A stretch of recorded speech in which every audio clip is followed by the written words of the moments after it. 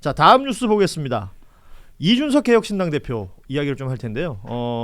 공천 개입 의혹 관련해서 피의자 신분으로 김건희 특검에 출석을 해서 9시간 반 동안 조사를 받았습니다. 저는 이게 공천 개입 의혹 이렇게 쓰고 저 기사 어디를 찾아봐도 명태균이라는 단어가 안 나오더라고요. 좀 나올 필요가 있지 않느냐.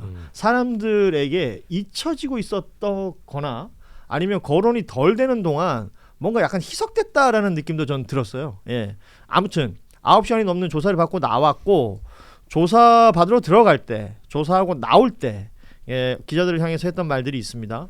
2022년 윤 전 대통령과 나는 윤이 나를 어떻게 대했는지 대부분의 국민들이 알고 있다. 저와 윤 전 대통령을 공범으로 엮으려고 하는 건 굉장히 무리한 시도라고 본다. 그리고 그 얘기하는 거 들어보면 대부분 그 뭐랄까 논점 흐리기라 그럴까요? 기준에서 살짝 벗어난 이야기들을 하고 있는 것으로 느껴지는 부분들도 많습니다. 왜냐하면 당시 공천이 진행될 당시에 2022년 3월에서 6월 사이라고 볼 수 있겠죠. 그때 이준석 국민의힘 대표 시절이고요. 윤석열 당선인 시절이었습니다. 엄밀히 말하면 공천에 대한 권한이 있는 것은 당 대표라면 말할 수 있지만 당선인에게는 권한이 없죠. 그래서 윤석열이 한 것은 개입이라고 말할 수 있습니다.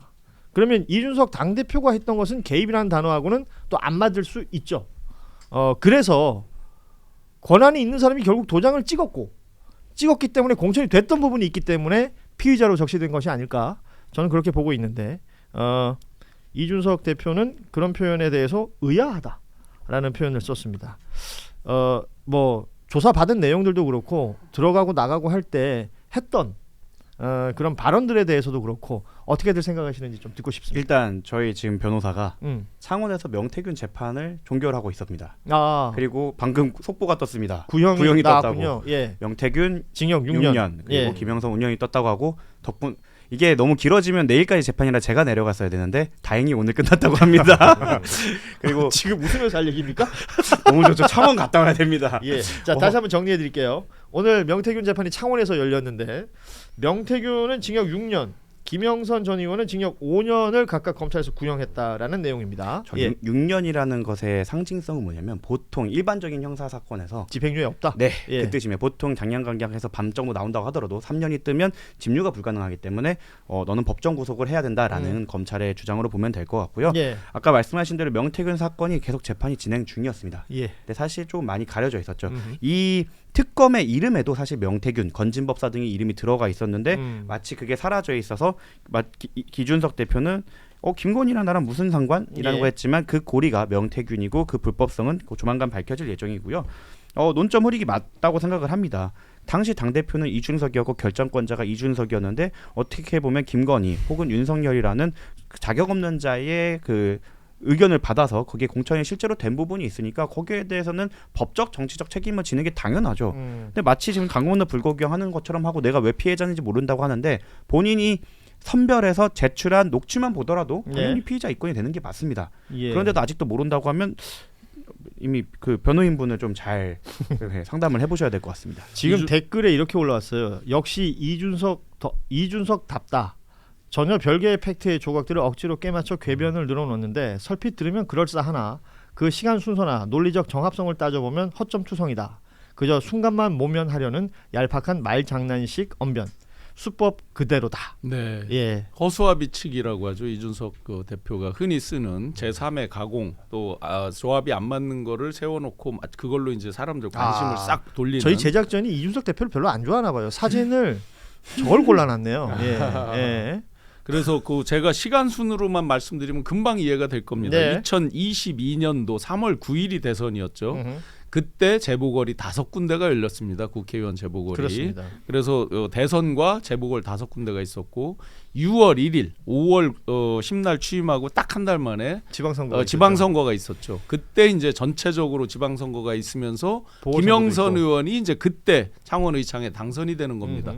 그리고 본격적으로 윤과 이준석 대표 간의 갈등이 세게 시작된 거는 7월 달이에요. 사실은. 예. 그 지선 뒤에예요. 그래서 지금 어떤 관계인지 다 알지 않느냐 하는 거를 마치 이제 이게 막 헷갈리니까 타이밍이 안 맞죠. 원래 네. 그렇게 안 좋았던 것처럼 할 뿐이죠. 전혀 지금 시청자분께서 잘 지적해 주셨어요. 예. 시간 순으로 나열하면 전혀 맞지 않는 얘기다. 하나만 딱 지적하면 이준석 대표가 누구 기장가랑 얘기하다가 갑자기 이거 폰으로 뭘 하나 이렇게 했다가 확 닫는 게 있죠. 엉준서가 하는 거 나오죠. 예. 누구 목소리예요? 엉준서가. 엉준서가. 네. 모 박사님이신가요? 대부분은 지금 저 구치소에 있는 그 여인네로 저 그분으로 생각하고 있습니다. 아 이거 뭐 집에 와서 밥 먹고 가라 뭐 이런 얘기 할 때 우리가 뭐 들은 바도 이미 많이 있고 네. 그 이준석 대표가 왜 본인이 이미 제출했던 파일들도 있잖아요. 그러니까 이게 수사가 진행되는 일련의 과정 속에 이준석 대표의 행보라는 것을 보면 그때마다 보여줬던 모습들 그리고 지금 이게 사실 시간이 많이 지나가지고 수사가 진행되기 때문에 뭔가 새로운 국면 같습니다만 작년 9월에 뉴스토마토에서 처음 나왔던 게 뭐였습니까? 우리 흔히 알고 있는 그 칠불사 홍매화 그렇죠. 여기서부터 시작이거든요. 그 이준석 대표 코 파고 있고 예. 삽질하고 있고 그 오늘 한겨레 그 권범철 화백의 만평 있잖아요. 혹시 좀 띄워줄 수 있으면 좀 보여주시면 좋을 것 같은데 예 준비해요 빨리 일해 놀 거야 일을 시켰습니다 제가 예 아무튼 그건 제가 좀 드리고 싶은 말씀이 있으니까 좀 준비해 주시고 이정주 기자는 이준석 대표 이런 태도나 발언에 대해서 어떻게 생각하시나요? 저희 기자들이 이제 취재해 보면 이게 원래 이준석 그 대표의 그 의원의 주특기이자 자신의 발목을 잡으면 약점이에요 사실은. 예. 근데 이 화법이 이제 다 간파가 됐거든요. 근데 저는 이 취재하면서도 그때 뉴스토마토 박형광 기자는 그렇죠. 당시의 토마토였죠. 예. 네, 처음에 스토리가 어떻게 됐냐면 저도 그 취재에 2024년 2월이죠. 취재 그 가담을 했었는데 자, 근데 터트린 거는 이제 당시 윤석열 정권이 서슬퍼러니까. 예. 그래서 너네 텔레그램 그 이미지 파일 있냐? 텔레그램 그 메시지 나왔냐? 김영선 해주라는 거 녹취 있냐? 나중에 다 나왔잖아요.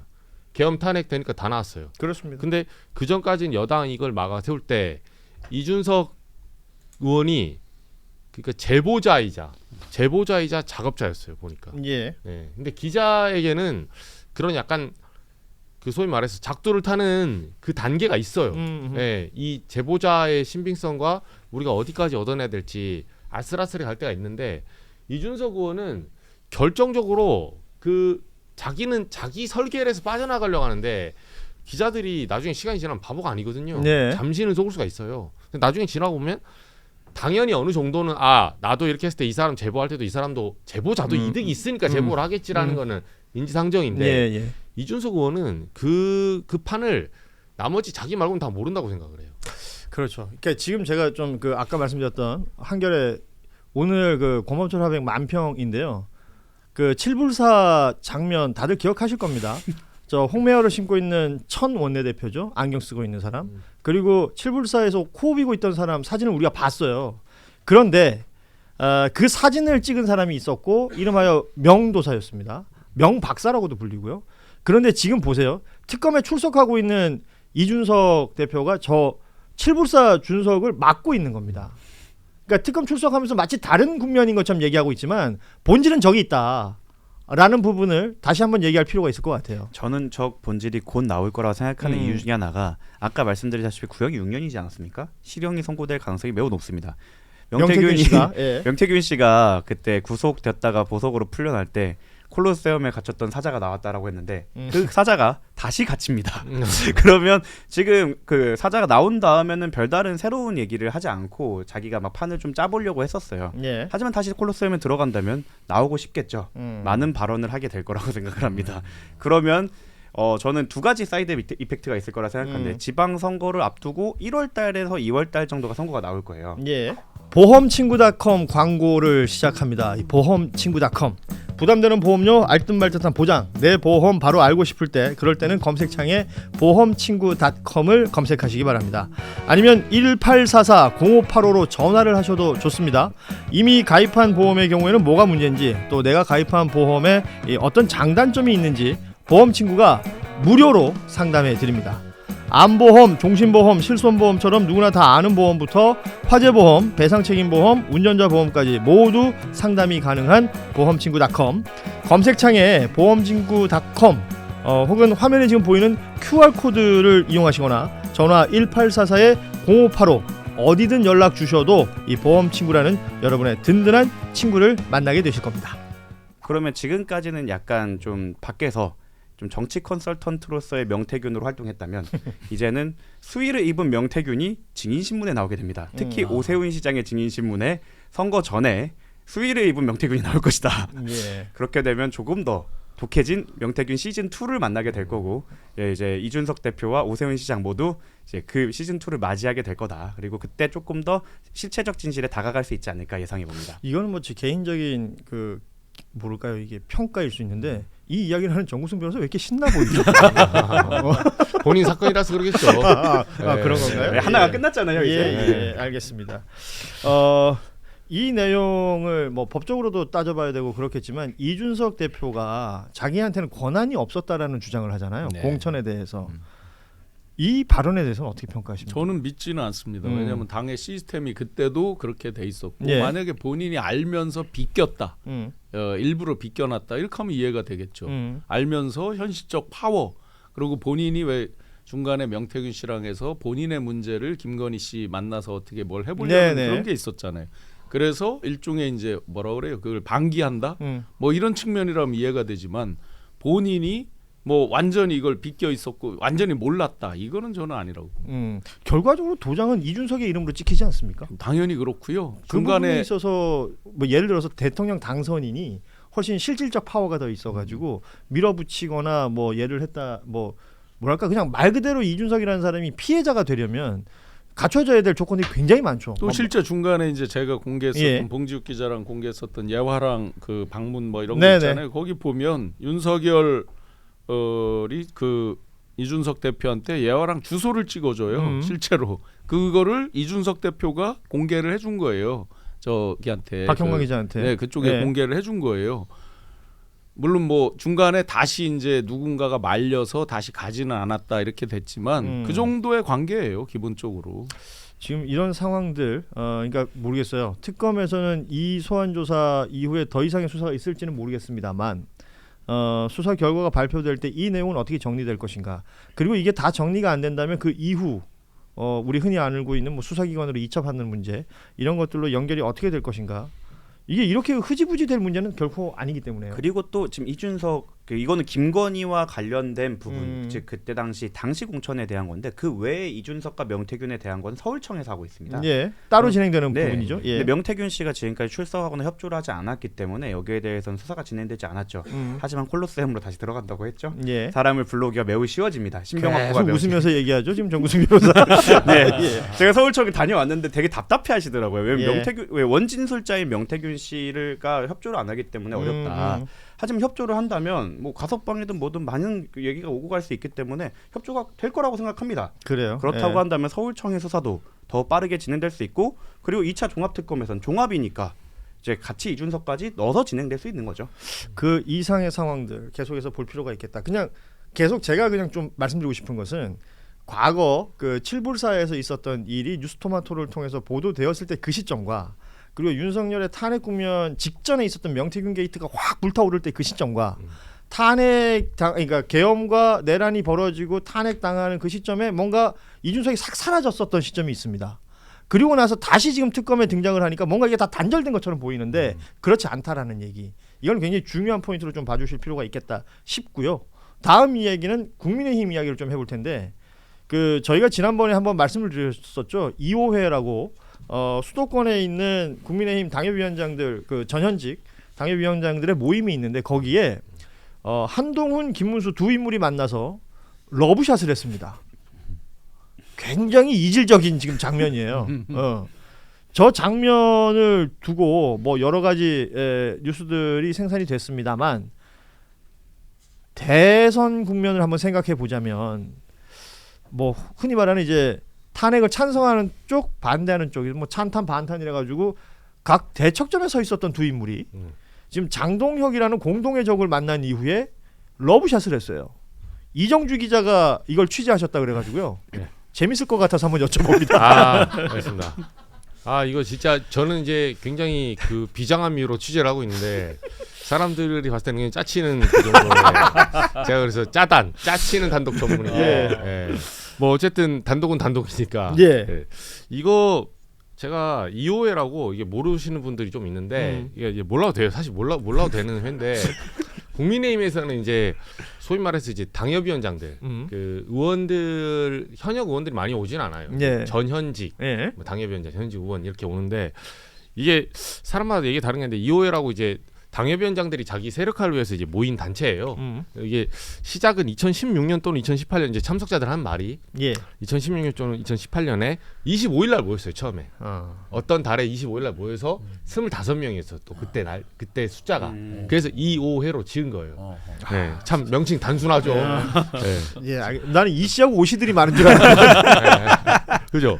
그래서 제가 물어봤어요. 그럼 18일 날 모였으면 18일 하려고 그래요. 아 이게 이정주 기자의 창의력입니다. 예. 이렇게 이름에 성의가 없냐. 아무튼 뭐 성이 있든 없든 2호회로 했으니까. 그래서 여기가 이제 회원이 한 177명 현재. 그 이날 모인 사람은 이제 80여 명이라고 하더라고요. 제가 이제 취재를 좀 했는데 2월 17일 화요일입니다. 그 오후 6시부터 9시까지 회동이 있었고 2호회가 있었고 관악구에 황제갈비라고 있어요. 알겠어요. 특정 황제갈비라고. 아니 뭐 취재원들이 말을 해주니까 여기가 왜 중요하냐면 그 김철수 그 위원장이라고 양지병원 이사장이거든요. 관악구 이분이 이제 박근혜 때 그 꽤나 그 비례대표 16번인가? 재정위원장 돈을 저거 뭐 후원 이런 거 하는 책임자를 했죠. 그러니까 관악에 출마를 하시니까 사실 관악에 국민의힘에서 출마한다는 거는 직업이 당협위원장이거든요. 관악에서 당선될 가능성이 낮으니까. 몹시. 그래서 이분이 호남 분이세요. 전북 출신이고 전남대 의대인가 나왔는데 그래서 이쪽에서 그 양지방은 바로 옆에 붙어 있는 황제갈비입니다. 병원 바로 옆에. 아무튼 그래서 이분이 황제갈비를 샀다는 설도 있어요. 그 참석자 하는 말이. 그래서 거기서 자주 연다. 뭐 여기 뭐예요? 소갈이에요? 대갈이에요? 대갈. 대갈이야. 가서 한번 나중에 먹어볼 때 제가 한번 쏘겠습니다. 대갈 김철수 위원장님 취재할 겸. 그래서 했는데 이제 문제는 뭐냐면 포인트는 한 2개 정도 되더라고요. 그래서 제가 물어본 게 한동훈 전 대표가 그러면 보통 이런 회동 나오면 미리 언지를 하고 약속을 하고 나오거든요. 그러면 갑자기 나왔냐 얘기가 됐냐 이 취재를 해보니까 제가 이거 가지고 뭐 저희 방송에서 한번 했었는데 댓글에 막 가짜뉴스 제조기 이정주 물러나라부터 시작해서 뭐 취재를 제대로 하냐 하는데 이러시면 저한테 그 언중이 거세요. 제가 진짜 취재원 까드릴게요. 근데 제가 취재를 했는데 제가 그럼 친한계를 취재를 안 한 것 같아요. 그래서 양쪽을 다 취재를 했죠. 그게 뭐냐면 2호회 쪽에다가 2호회 이제 지도부 임원진한테 물어보니까 불시에 왔다는 거예요. 불시에 왔다? 초대하지 않았다. 초대하지 않았는데 한동훈 대표를 비롯해서 전 대표, 한동훈, 김근식, 뭐 김혜란, 뭐 박상수 대변인, 그 친한계 있잖아요. 친한계라고 불리는 우르르 왔다는 거예요. 이게 이제 2호의 임원진의 설명이고 제가 친한계에 물어봤죠. 초대를 받았냐? 아니면 초대 없이 갔냐 하니까 이거는 뭐냐면 약간 물도 기름도 아닌 소리를 하더라고요. 뭐냐면 초대를 공식적으로는 받지 않았는데 물밑에서는 받았다. 그래서 제가 그 초대 받은 거야 안 받은 거예요. 그러니까 누가 오라고 했냐 안 오라고 했냐 하니까 그게 아니라 이제 좀 아래서 그러니까 언질은 했대. 밑에 사람들끼리 뭐 오면 좋겠다 정도. 2호에 참석한 사람들끼리 그 2호회 쪽에 친한계 위원장들 있잖아요. 그 사람들이 한동훈 대표가 한번 여기 오는 거 뭐 어떠냐. 누가 문제 있는지 모르지만 임원진하고 얘기를 한 다음에 한동훈 전 대표한테 직접 연락을 하지 않고 저쪽에서도 좀 열려 있답니다. 이런 식으로 해서 아사모사하게 갔다. 그러니까 이거는 정확히 저한테 그렇게 설명해 주더라고요. 이건 친한계가 해준 설명이에요. 이거를 초대를 받았다고 하는 것도 오보고 초대를 안 받았다고 한 것도 오보다. 그래서 제가 물어봤죠. 그럼 기사를 어떻게 쓰라는 거냐. 그래서 아무튼 그쪽 설명은 그랬어요. 근데 본질은 이제 왜 초대받는 게 중요하냐고 하냐면 2호회가 기본적으로 강성 보수 성향이 세요. 임원진들은. 그래서 만약에 한동훈 전 대표한테 설사 초대를 했을지언정 초대를 했다는 사실이 밝혀지잖아요. 그 남아나지 못합니다. 그 사람은 이제 성토당해요. 그러니까 그 사람 입장에서는 설사 초대했어도 난 몰라라고 할 수밖에 없는 외피를 지금 쓰고 있어야 되는 거고 또 한편으로는 한동훈 전 대표 입장에서는 초대 없이 불시에 갔으면 좀 없어 보이잖아요. 이런 모임까지 막 불쑥불쑥 들어가서 한다는 게. 그래서 서로의 이해관계가 지금 안 맞아요. 해석이. 거기를 여백으로 둔 거예요. 그러니까 그 여백이 이해가 안 되는 거 아니에요 지금? 그리고 장동혁 대표로 중심으로 하는 현 지도부와 2호 회의 관계는 어떤 겁니까? 아 장동혁 전 대표까지는 뭐 근데 2호에는 뭐 장동혁 전 대표를 지지하는 단체는 아니에요. 장동혁 전 대표가 아닙니다. 현 대표입니다. 대표, 예. 예. 큰일 날 실분이네. 현재 대표죠. 예. 아 제가 좀 미래를 빨리 갔다 왔는데 그 장동혁 대표 체제에서 지선을 치르셔야죠. 예. 네. 근데 장동혁 대표 입장에서는 지지한다고 딱 말할 수는 없는데 거기가 적어도 한동훈 쪽은 아니에요. 그러니까 이게 사실 국민의힘에 있어서의 이 서울 수도권 당협위원장이라는 자리는 뭐 예를 들어서 강남 일부라든지 이제 되는 데는 맨날 되던 데고 네. 다른 데는 상대적으로 험지라고 평가되는 곳들 그렇죠. 아닙니까? 국민의힘 입장에서는. 그래서 그들이 모여서 만들어 놓은 캐릭터라는 것이 있을 텐데 그 캐릭터와 한동훈과 어울리느냐. 이 부분을 우리 이정주 기자가 취재를 하신 것 같아요. 네, 그렇죠. 네. 그래서 일설에 그 오세훈 시장이 온다는 말을 듣고 오 시장을 만나러 갔는데 김문수 전 그 말도 있어요. 후보를 어. 만났다. 오세훈 이렇게 시장이 설이 이제 있던데요. 오세훈 시장을 따르는 사람들이 조금 있는 그 전에 이제 서울시장 보궐선거 때도 예. 오세훈 시장이 조금 여기 모임을 좀 많이 컨트롤하는 쪽이거든요. 예. 산행도 하고 아. 그랬다고 들었어요. 어허. 근데 그래서 2호회인 줄 알았다니까요. 이씨. 예. 그럼 이 씨는 누구죠? 찾아봐야죠. 이해창 오세훈요? 예. 5위회는 좀 이상하잖아요. 오히려 좀 이상하죠.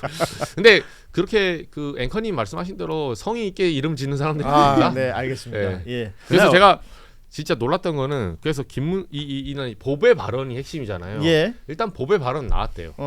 우리 당의 보배다. 그 뭐 나온 건 사실이니까. 네, 네. 그거는 제가 양쪽 다 취재했을 때 없던 사실은 아니에요. 예. 그래서 이제 분위기가 중요하잖아. 막 우리 당의 보배다 막 제가 본 건 아니니까. 예. 동영상도 짜집게 할 수 있거든요. 그래서 현장에서 쭉 봐야 되는데 이제 참석자들한테 물어보니까 이제 2호의 임원진은 뭐라고 하냐면 야 그걸 또 뭐 한동훈 왔다고 막 이렇게 한 게 아니라 면이 받치니까 앞에다 대놓고 어떻게 웃는 일종의 덕담 같은 침뱉냐 예. 이런 식으로 말하면서 그 자리 분위기상 그럴 수밖에 없었다라고 했는데 제가 후속 취재를 해보니까 김문수의 측근들 있죠. 여기서 혹시 김문수 측근이라면 제가 뭐 김문수랑 친한 사람들 이게 아닙니다. 김문수 캠프에 직책이 있던 사람들이에요. 예. 꽤 높은 사람들. 어허. 네, 누군지 제가 말 못하는데 제가 취재를 했는데 그 중에 그 전화 돌린 사람 중에 2명 정도가 저랑 통화하다가 손절했어요. 김문수를. 네, 나는 절대 앞으로 김문수를 안 볼 거다. 네, 왜냐하면 어떻게 이런 짓을 할 수 있냐. 네, 당의 보배라고 이런 식으로 저한테 물어보더라고요. 이 기자 그 사실이냐? 나 기사 봤는데 정말 사실이야? 이런 식으로 얘기를 하면서 나는 김문수랑 못 간다 이러면 지난번에 캠프 때 도왔던 사람 꽤 높은 자리 있던 그렇군요. 예. 그 이정주 기자의 취재로 인하여 김문수 전 지사 주변엔 또 몇 명이 떨어져 나갔다. 네. 이렇게 정리를 하면 되겠습니다. 그만큼 그 한동훈에 대한 적개심이 크다라는 걸 그렇죠. 확인할 수 있는 거고 저는 좀 중간에 웃음을 좀 넣자면 전날 유독 한동훈 대표가 무엇인가를 좀 위로 올렸은 느낌이 네 여기서는 네 추정입니다. 맞아요. 건배할 때 보면 네. 약간 이 김문수 전 후보가 매달리듯 듯한 저렇게 네. 이제 굉장히 네. 예. 보통 아무튼 러브샷을 한 손으로 하지 않아요? 예. 그렇죠. 아무튼 예. 사진을 보시는 분들이 다 다른 각도에서 보고 계셔서 예. 짧게 얘기를 해봤고 보험친구.com 광고를 시작합니다. 이 보험친구.com 부담되는 보험료 알듯말듯한 보장 내 보험 바로 알고 싶을 때 그럴 때는 검색창에 보험친구.com을 검색하시기 바랍니다. 아니면 1844-0585로 전화를 하셔도 좋습니다. 이미 가입한 보험의 경우에는 뭐가 문제인지 또 내가 가입한 보험에 어떤 장단점이 있는지 보험친구가 무료로 상담해 드립니다. 암보험, 종신보험, 실손보험처럼 누구나 다 아는 보험부터 화재보험, 배상책임보험, 운전자보험까지 모두 상담이 가능한 보험친구.com 검색창에 보험친구.com 혹은 화면에 지금 보이는 QR코드를 이용하시거나 전화 1844-0585 어디든 연락 주셔도 이 보험친구라는 여러분의 든든한 친구를 만나게 되실 겁니다.